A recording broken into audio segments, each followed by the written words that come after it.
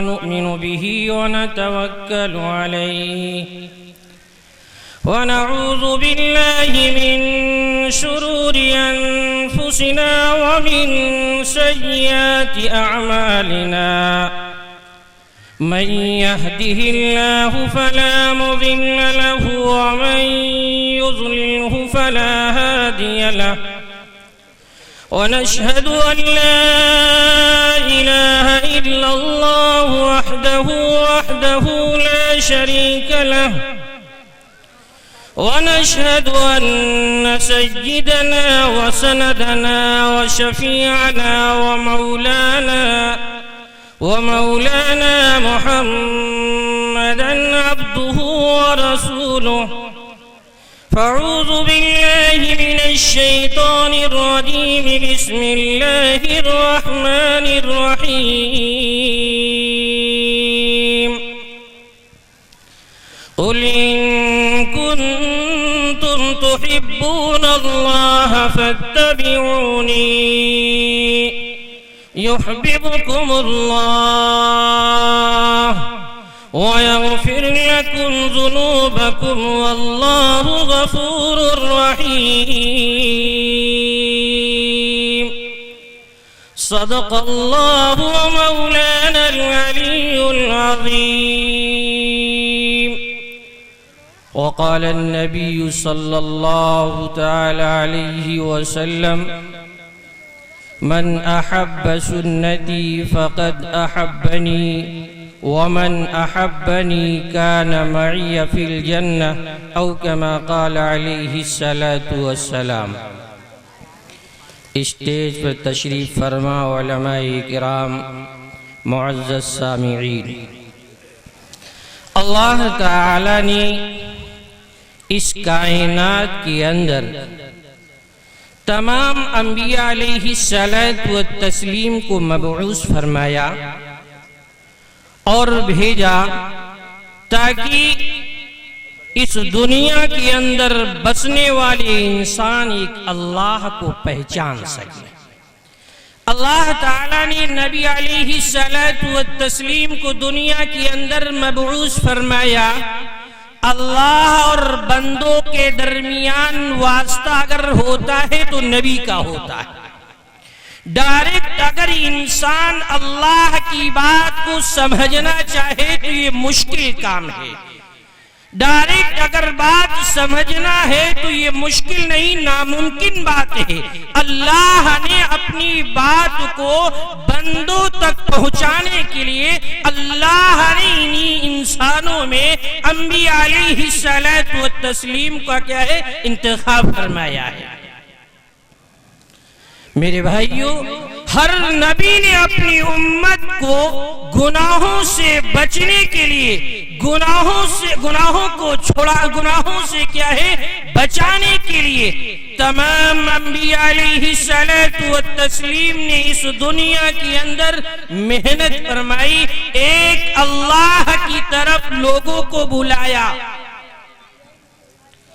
آخر میں جناب رسول اللہ صلی اللہ تعالی علیہ وسلم اس دنیا کے اندر تشریف لائے اور آقا نامدار جناب رسول اللہ صلی اللہ تعالی علیہ وسلم نے اس امت کو گناہوں سے بچنے کے لیے بہت ہی قیمتی باتیں ارشاد فرمائی ہیں تاکہ میری امت گناہوں سے بچ جائے اور جنت والے راستے پر چلنے والی بن جائے.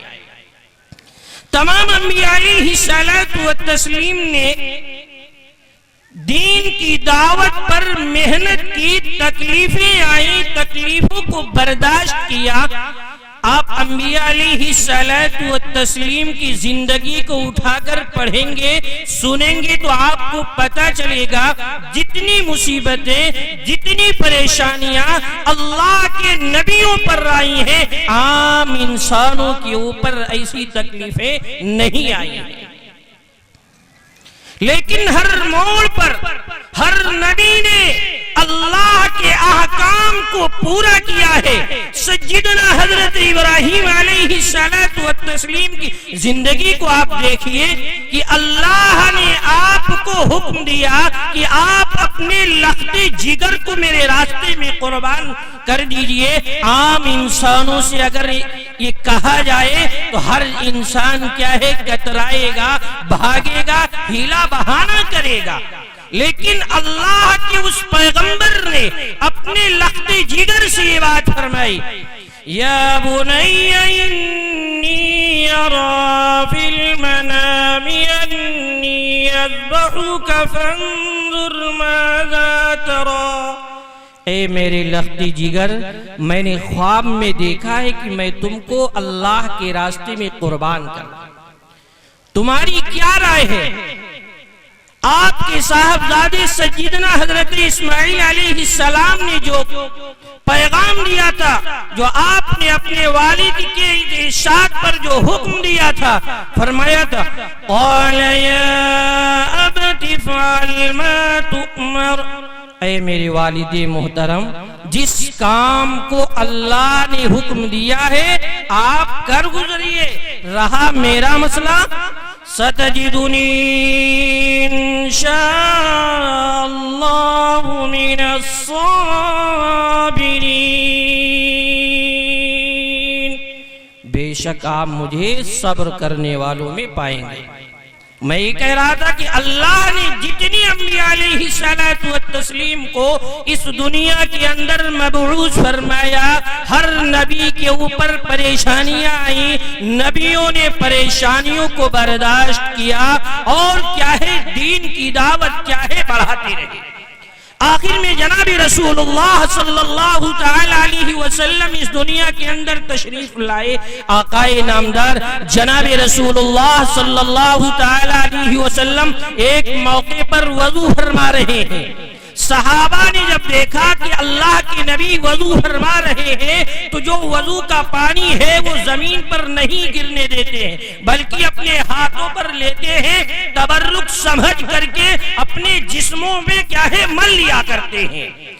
آقائے نامدار جناب رسول اللہ صلی اللہ تعالی علیہ وسلم نے فرمایا کہ میرے صحابہ یہ کیا کر رہے ہو تم؟ صحابہ نے فرمایا اللہ کے نبی آپ کی محبت میں یہ کام کر رہے ہیں۔ اللہ کے نبی نے فرمایا اگر تم یہ چاہتے ہو، اگر تم اللہ اور اس کے رسول سے محبت کرنا چاہتے ہو اور یہ بات بھی چاہتے ہو اپنے دل کے اندر کہ اللہ اس کا رسول بھی تم سے محبت کرے، تو تمہیں 3 کام کرنے ہوں گے۔ کتنے کام؟ 3 کام کرنے ہوں گے، کیونکہ بغیر نبی کے محبت کے انسان کیا ہے، کامیاب نہیں ہو سکتا ہے۔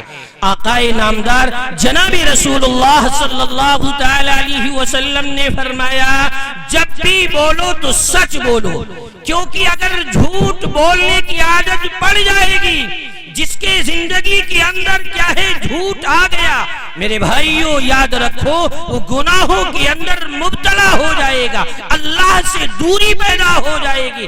یاد رکھو انسان آج یہ تہیہ کرے، یہ ارادہ کرے کہ انشاءاللہ ہر موڑ پہ ہر وقت ہم کیا ہے، سچائی کے الفاظ کو بولیں گے۔ ہمارا اور آپ کا حال یہ ہے کہ موبائل پہ فون آتا ہے، پوچھتے ہیں کہاں ہیں، ہم بیٹھے گھر میں، اور کہتے ہیں ہم باہر ہیں۔ یہ جملے کیا ہیں؟ یہ جھوٹ والے جملے ہیں۔ جہاں ہو آپ بالکل یقینی کے ساتھ کہیں ہم راستے میں ہیں، ہم کھلا جگہ ہیں، تاکہ کیا ہے یہ الفاظ آپ کی زبان سے جو نکلے ہیں یہ جھوٹ میں شامل نہ ہو۔ دوسری چیز اللہ کے نبی جناب رسول اللہ صلی اللہ تعالی علیہ وسلم نے فرمایا کہ اگر کوئی تمہارے پاس امانت رکھے اور امانت رکھنے کے بعد جب وقت متعینہ پر وہ آئے امانت لینے کے لیے تو ذرہ برابر اس کے اندر ٹال مٹول نہیں ہونا چاہیے، بلکہ خوش دلی کے ساتھ اس کی امانت کو واپس کر دینا چاہیے۔ کبھی کبھی ہوتا ہے کسی کو اچھا سمجھ کر کے کوئی مال رکھ دیا، جب دینے کی بات آتی ہے تب پتہ چلتا ہے کہ ایمانداری کتنی ہے۔ ہماری نمازیں اچھی و ٹھیک ہے، روزے اچھی و ٹھیک ہے، لیکن ساتھ ساتھ میں معاشرے کے اندر رہنا ہے تو ایمانداری یعنی امانت داری کا ہونا کیا ہے، بہت ضروری ہے۔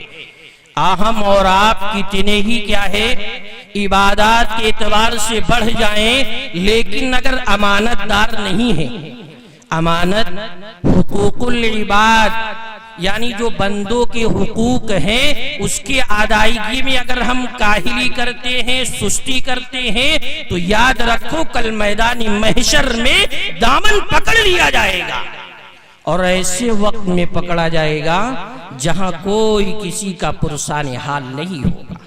آقائے نامدار جناب رسول اللہ صلی اللہ تعالی علیہ وسلم نے ایک موقع پر ارشاد فرمایا تھا کہ 3 مواقع ایسے ہیں جہاں کوئی کسی کو یاد نہیں کرے گا، انسان اپنی پریشانی میں مبتلا ہوگا، ہر آدمی یہ سوچے گا کاش ہم کامیاب ہو جائیں، کسی طرح ہم جنت میں داخل ہو جائیں، حالانکہ ایک دوسرے کو دیکھ بھی رہیں گے۔ قرآن نے فرمایا وَلَا يَسْأَلُ حَمِيمٌ حَمِيمًا يُبَصَّرُونَهُمْ، ایک دوست کی نگاہ دوسرے کے اوپر پڑ رہی ہوگی لیکن کچھ بولے گا نہیں، کیوں؟ کیونکہ اس دن ہر انسان کیا ہے پریشانی میں مبتلا ہوگا۔ دوست کی بات تو الگ ہے، جو ہم اور آپ ماں باپ کے ساتھ، بھائی بہن کے ساتھ زندگی گزارتے ہیں، کل میدان محشر میں وہ بھی ہم سے کیا ہے سوال نہیں کریں گے کہ کیا بات ہے، جس کو قرآن نے فرمایا ہے یوم یفر المرء من اخیہ وامہ وابیہ وصاحبتہ وبنیہ لکل امرئ منہم یومئذ شأن یغنیہ، ہر آدمی کیا ہے پریشانی میں مبتلا ہوگا، ایک دوسرے کو دیکھ کر کے بھاگ رہا ہوگا۔ میرے بھائیوں، اس دن کی رسوائی سے، اس دن کے آنے سے پہلے ہم تیاری کر کے جائیں۔ آقائے نامدار جناب رسول اللہ صلی اللہ تعالی علیہ وسلم نے فرمایا 3 مواقع ایسے ہیں جہاں کوئی کسی کو یاد نہیں کرے گا، بلکہ ہر آدمی اپنی پریشانی میں مبتلا ہوگا۔ پہلی جگہ اللہ کے نبی نے فرمایا عند الکتاب، جہاں اعمال کو تولا جائے گا، انسان لائن میں لگا ہوگا، ہر آدمی لائن میں کھڑا ہوا ہوگا، ہر آدمی کی نگاہ ترازو پر ہوگی، کہیں نیکیوں والا پلڑا ہلکا تو نہیں رہ گیا، کیونکہ اگر آج ہلکا رہ گیا تو یاد رکھو اس دن کی ناکامی ہمیشہ کی ناکامی ہاتھ آئے گی۔ ہر آدمی یہی سوچے گا کہ آج نیکیوں والا پلڑا ہمارا بھاری ہو جائے، ہم جنت کے مستحق ہو جائیں۔ آقائے نامدار جناب رسول اللہ صلی اللہ تعالی علیہ وسلم نے فرمایا کہ جس وقت اعمال تولے جائیں گے ہر آدمی کی یہی کوشش ہوگی کسی طرح ہم کامیاب ہو جائیں۔ ہر آدمی دنیا کے اندر یہ چاہتا ہے کہ جب اعمال ہمارے تولے جائیں تو ہماری جو نیکیوں والا پلڑا ہے وہ بھاری ہو جائے۔ ہر آدمی کی خواہش ہے کہ نہیں ہے؟ ہر آدمی کی چاہت، ہر آدمی کی خواہش ہے، ہونا بھی چاہیے۔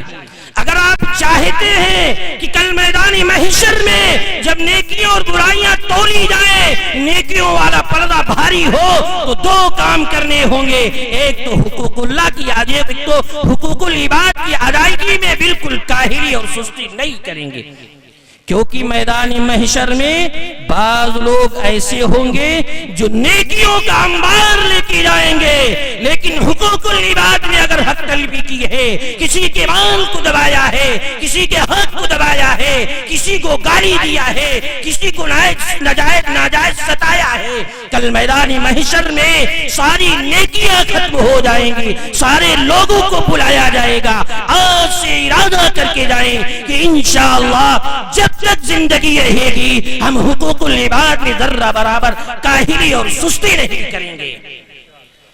اگر ہم دنیا کے اندر رہ کر کے کسی کے مال کو دبا کر کے لے کر کے چلے جائیں گے، کل میدان محشر میں اس کا سامنا ہوگا، ہم ہر ایک پھوٹی کوڑی کے محتاج ہوں گے، کہاں سے ہم ادا کریں گے؟ ہونا یہ چاہیے یا تو آپ ادا کر کے جائیں یا تو اس سے معاف کرا کر کے جائیں، کیونکہ کل میدان محشر میں دامن پکڑ لیا جائے گا، بغیر معافی معافی کے جنت میں آپ داخل نہیں ہو سکتے ہیں. کتنی بھی نمازیں ہو، کتنے بھی روزے ہوں، کتنے بھی صدقات ہو، کتنے بھی حج کر کے گئے ہو، لیکن حقوق العباد میں کمی آئی دامن پکڑ لیا جائے گا. میرے بھائیوں، یہ بات اپنے سینے سے لگا کر کے جائیں کہ انشاءاللہ جب تک زندگی رہے گی ایک ایک روپیہ ادا کر کے ہم دنیا سے رخصت ہوں گے، کیونکہ کل میدان محشر کی رسوائی ہمیشہ کی رسوائی ہوگی، اس سے ہماری کیا ہے حفاظت ہو جائے. دوسرا موقع آقا نامدار جناب رسول اللہ صلی اللہ تعالی علیہ وسلم نے فرمایا کہ دوسرا موقع وہ ہوگا جہاں کوئی کسی کو یاد نہیں کرے گا، انسان اپنی پریشانی میں مبتلا ہوگا. اللہ کے نبی نے فرمایا کہ جس وقت نام اعمال تقسیم ہو رہے ہوں گے، جس وقت نام اعمال تقسیم ہو رہے ہوں گے، ہر آدمی خواہش کرے گا کاش آج مجھے نام اعمال داہنے ہاتھ میں مل جائے تاکہ میں کامیاب ہو جاؤں. جس کو نام اعمال داہنے ہاتھ میں مل گیا گویا کی جنت کا سرٹیفکیٹ مل گیا. فَأَمَّا مَنْ أُوتِيَ كِتَابَهُ بِيَمِينِهِ فَيَقُولُ هَاؤُمُ اقْرَءُوا كِتَابِيَهْ. جس کا نام اعمال داہنے ہاتھ میں ملا وہ لوگوں کو نام اعمال دکھائے گا، کہے گا پڑھیے دیکھو کیا لکھا ہوا ہے. میں نے یہ گمان کر رکھا تھا کہ جو ہم دنیا کے اندر کر رہے ہیں اللہ کے سامنے پیش ہونا ہے، اس وجہ سے میں نے گناہوں کو چھوڑ رکھا تھا، حقوق العباد کی پوری رعایت کی تھی. اس وقت کوئی کسی کو یاد نہیں کرے گا، ہر آدمی لائن میں لگا ہوگا تاکہ آج مجھے نام اعمال اگر داہنے ہاتھ میں مل گیا تو گویا کہ یہ جنت کی کیا ہے سرٹیفکیٹ. اور جس کو بائیں ہاتھ میں نام اعمال ملا وہ افسوس کرے گا کاش کہ یہ نام اعمال ملتا ہی نہ. جس کو قرآن نے اس طرح کہا ہے وَوُضِعَ الْكِتَابُ فَتَرَى الْمُجْرِمِينَ مُشْفِقِينَ مِمَّا فِيهِ وَيَقُولُونَ يَا وَيْلَتَنَا مَا لِهَذَا الْكِتَابِ لَا يُغَادِرُ صَغِيرَةً وَلَا كَبِيرَةً إِلَّا أَحْصَاهَا وَوَجَدُوا مَا عَمِلُوا حَاضِرًا. جو گنہگار ہوگا وہ سوچے گا کہ یہ نام اعمال کیسا ہے، اس نے تو نہ کوئی چھوٹی بات چھوڑی ہے نہ کوئی بڑی بات چھوڑی ہے، ہر بات اس میں لکھی ہوئی ہے. انسان پریشان ہوگا کہ میں نے بہت دن پہلے یہ کام کیا تھا، اس کو بھی کیا ہے آج رجسٹر میں سب درج ہے. میرے بھائیوں یاد رکھو ان تین جگہوں کے لیے تیاری کر کے جائیں، ہر آدمی کو دنیا چھوڑ کر جانا ہے. میرے بھائیوں تو دوسرا موقع آقا نامدار جناب رسول اللہ صلی اللہ تعالی علیہ وسلم نے فرمایا جب نام اعمال تقسیم ہو رہے ہوں گے اس وقت کوئی کسی کو یاد نہیں کرے گا. تیسرا موقع آقا نامدار جناب رسول اللہ صلی اللہ تعالی علیہ وسلم نے فرمایا کہ جہاں کوئی کسی کو یاد نہیں کرے گا اور نہ کوئی دوسرے کو یاد کرے گا، تیسرا موقع فرمایا پلسرات سے گزرتے وقت وہ پلسرات جو بنایا جائے گا، وہ پل جو بنایا جائے گا وہ جہنم کی پشت پر بنایا جائے گا. ہر آدمی یہ سوچے گا کہ آج ہم کیا ہے پل کو پار کر جائیں، ہم جنت میں داخل ہو جائیں. اس وقت کوئی ماں باپ نہ اپنے بچوں کو یاد کریں گے، نہ بیٹا اپنے ماں باپ کو یاد کرے گا، نہ بھائی بہن آپس میں ایک دوسرے کو یاد کریں گے، بلکہ ہر آدمی کیا ہے پریشانی میں مبتلا ہوگا. حضرت انس رضی اللہ تعالی عنہ فرماتے ہیں کہ اللہ کے نبی قیامت میں میدان محشر میں پوری انسانیت جمع ہوگی، ہم آپ کو کہاں تلاش کریں گے؟ آپ کو تلاش کر سے کیسے ہم شفاعت کی درخواست کریں گے؟ آپ سے ملاقات کہاں ہوگی؟ آقا نامدار جناب رسول اللہ صلی اللہ تعالی علیہ وسلم نے فرمایا انس میں 3 جگہوں کو چھوڑ کر کے کہیں نہیں جاؤں گا۔ سب سے پہلے تم مجھے میزان پر تلاش کرنا، جہاں نیکیاں اور برائیاں تولی جا رہی ہوں گی، میں کوشش کروں گا اپنی امت کے نیکیوں کو بڑھانے کی کوشش کروں گا۔